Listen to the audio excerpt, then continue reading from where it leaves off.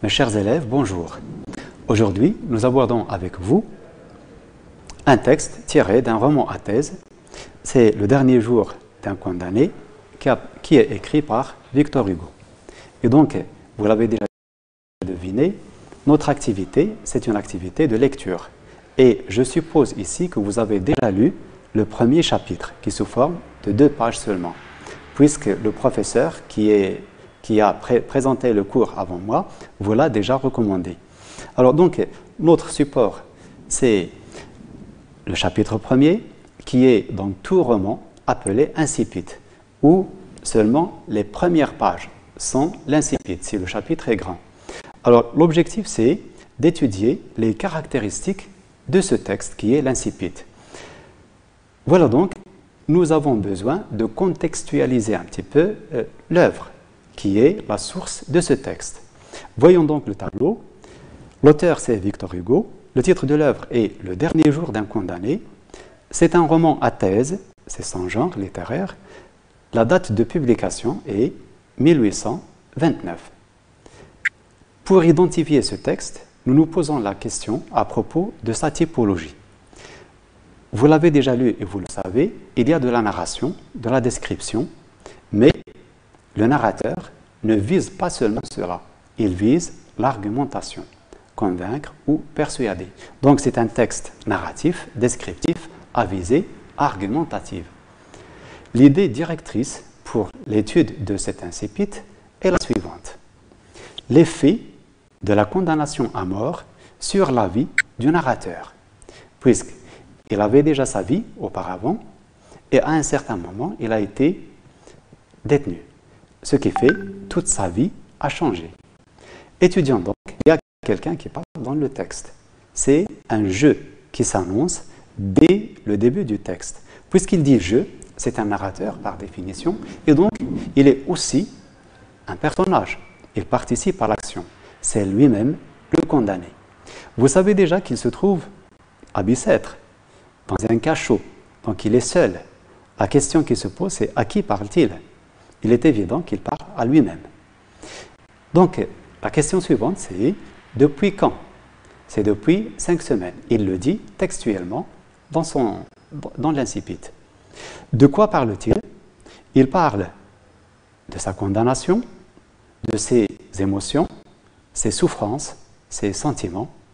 Mais pourquoi en parle-t-il ?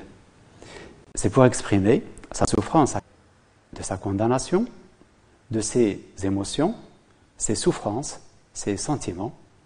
Mais pourquoi en parle-t-il ? C'est pour exprimer sa souffrance actuelle, pour faire part aussi de son état d'âme, ses sentiments. Faire part, c'est-à-dire partager.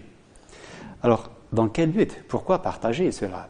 Pourquoi faire part de son état d'âme ? Il doit y avoir un autre objectif, c'est de susciter la pitié et impliquer le lecteur. Celui qui lit doit sympathiser avec lui, il est donc impliqué dans sa thèse. Nous passons donc à l'étude proprement dite de ce texte et nous commençons par sa structure de manière générale. Ce texte, nous l'avons réparti en 2 grandes parties. Il y a bien sûr d'autres choix, mais nous avons opté pour cela puisque ça se justifie. Cette structure est basée sur 2 moments, c'est-à-dire 2 situations opposées, ce qu'on appelle 2 mouvements. Le premier mouvement, puis le deuxième. Le premier moment, c'est le moment du passé. Il marque le premier mouvement. Cette partie dans le texte commence par « autrefois » jusqu'à « j'étais libre ». Elle correspond à un seul paragraphe. Le deuxième moment, c'est le moment présent. Donc, autrefois, hors de la prison, et le moment présent où il est en prison, qui va de maintenant jusqu'à la fin du texte. Mais elle intègre aussi le premier paragraphe, cette première partie du texte. Commençons donc par la première partie, ou le premier mouvement. Nous devons donc chercher des indices dans ce texte qui nous montrent comment vit ce détenu en prison. Donc, les indices sont les suivants. Premièrement, des indicateurs temporels. Nous avons autrefois qui définit son état dans le passé. Les temps verbaux aussi, nous avons l'imparfait, j'étais, s'amuser, c'était, était, ainsi de suite. Il y a plusieurs exemples. Le troisième indice, c'est le champ lexical du bonheur. Et donc, dans cette partie, nous avons le passé, sa vie antérieure, avant sa détention, son emprisonnement, et puis son état d'âme. Il était ou son attitude dans le passé, comment il vivait. Nous avons plusieurs indices du champ lexical du bonheur. Ce sont des mots qui forment un réseau et qui nous donnent cette idée. Esprit jeune et riche, plusieurs idées, plein de fantaisie, inépuisables arabesques, la lumière, des batailles gagnées, des promenades, j'étais libre, etc. Tous ces ingrédients qui veulent dire tout simplement le bonheur. Alors, l'indice suivant, ce sont des figures de style, comme par exemple la comparaison. J'étais un homme comme un autre homme. Il vivait sa vie. La gradation, chaque jour, chaque heure, chaque minute avait son idée. Son esprit était riche d'idées. Et donc, c'était le bonheur. L'hyperbole aussi participe à cet état d'âme d'inépuisables arabesques, inépuisables, interminables. Donc, l'hyperbole. Puis, l'énumération dans une phrase très très longue et qui se forme de plusieurs petites phrases ou plusieurs séquences dans la phrase séparées par des virgules. Elle commence par « c'était des jeunes filles », des splendides chapes d'évêques, etc., jusqu'à la fin de la phrase. Alors, nous concluons donc de tout cela, nous devons tirer une conclusion pour ce qui est de cette première partie. La liberté du narrateur est la vie heureuse dans le passé, par opposition à ce qu'il vit maintenant. Et donc, il était un homme libre, il était heureux dans sa vie avant qu'il ne soit capté ou capturé plutôt et en prison. Alors, nous passons donc à présent au deuxième mouvement qui est marqué par le deuxième moment, ou qui marque plutôt le deuxième moment, c'est le moment présent. Alors, comment se porte-t-il maintenant? Déjà, la partie du texte qui commence par « maintenant » jusqu'à la fin du texte, elle va jusqu'à la fin du texte, mais elle intègre aussi le premier paragraphe. Alors, voyons un petit peu ces indices. Les indices qui vont nous informer sur le moment présent de ce narrateur. Le moment présent est marqué par « maintenant », qui s'oppose à « autrefois ». Alors, l'indice 2, ce sont les temps verbaux. Alors, nous avons le présent de l'indicatif principalement. J'habite, mon corps est offert, je veux, elle se glisse, ainsi de suite. Passons à l'indice 3. Il s'agit des champs lexicaux. Nous avons abordé seulement 2. Il y en a d'autres, bien sûr, mais nous avons choisi seulement 2. Le premier, donc, est celui de la captivité. La captivité, l'état de quelqu'un qui est captif, qui est en prison.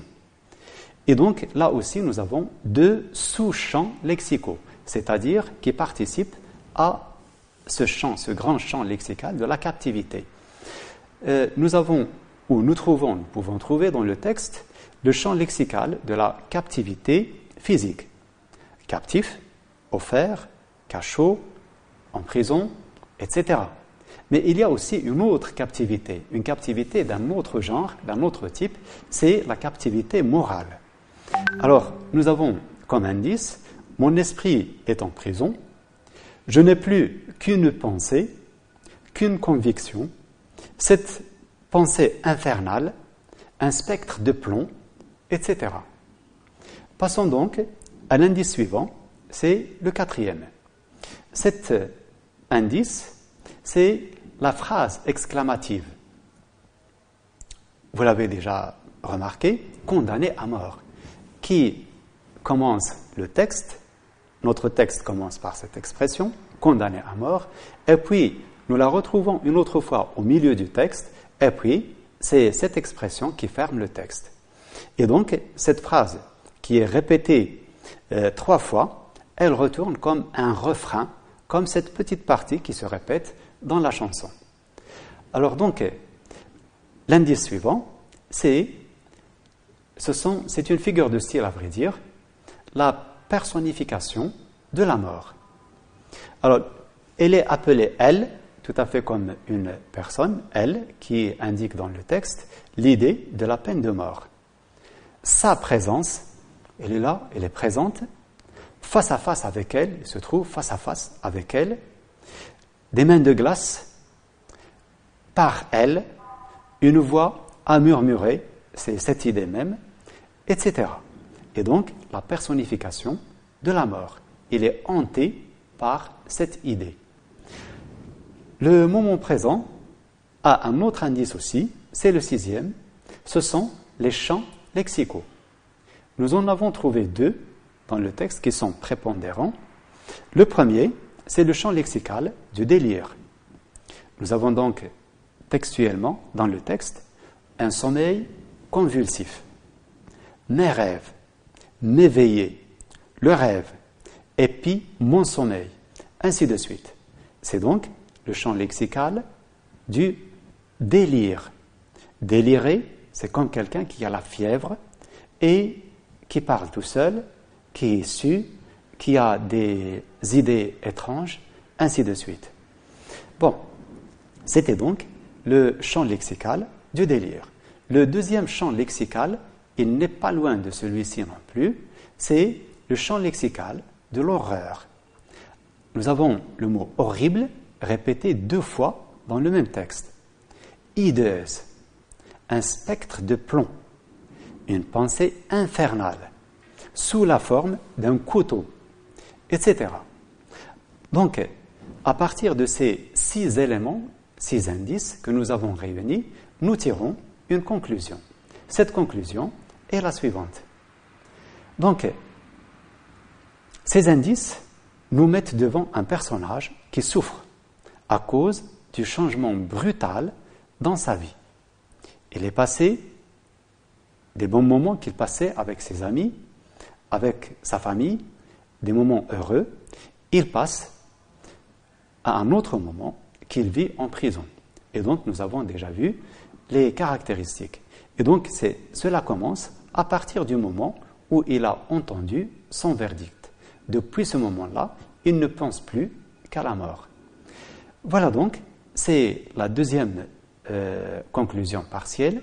Nous devons faire donc une synthèse qui va réunir tous ces éléments à partir, bien sûr, des indices. Nous devons trouver l'élément que nous cherchions depuis le début, c'est-à-dire l'effet de la condamnation sur le condamné, mais aussi les caractéristiques, d'un autre côté, les caractéristiques de ce texte qui est l'incipit. Alors, donc, dans cet incipit, l'auteur présente 3 éléments. Le personnage principal, c'est le condamné, un cadre spatio-temporel. À vrai dire, nous avons seulement l'espace qui est exprimé, c'est Bicêtre, là où se trouve cette prison, cette vieille prison. Maintenant, elle ne l'est plus. La construction existe encore, mais ce n'est plus une prison, c'est un hôpital. Mais le temps, il n'y en a pas. Il n'y a pas d'indicateur temporel qui situe ce texte dans un moment précis. Le thème principal, c'est la peine de mort, et donc qui va parcourir tout le roman jusqu'à la fin. Le narrateur distingue 2 moments de sa vie. Premièrement, sa jeunesse, avant la détention. Il vivait des moments de liberté, de bonheur, etc. Mais il y a un autre moment, c'est le moment de sa captivité physique, mais aussi morale, puisqu'il est déjà prisonnier d'une seule idée. Son esprit est emprisonné dans une seule idée. Il ne peut pas penser à autre chose. Bon, la dernière idée, c'est l'idée de la mort qui devient une obsession, un refrain qui ponctue désormais le reste de sa vie. Tout ce qui lui reste à vivre, il sera bien sûr comblé de cette idée de la mort. Je vous remercie. Merci de votre attention.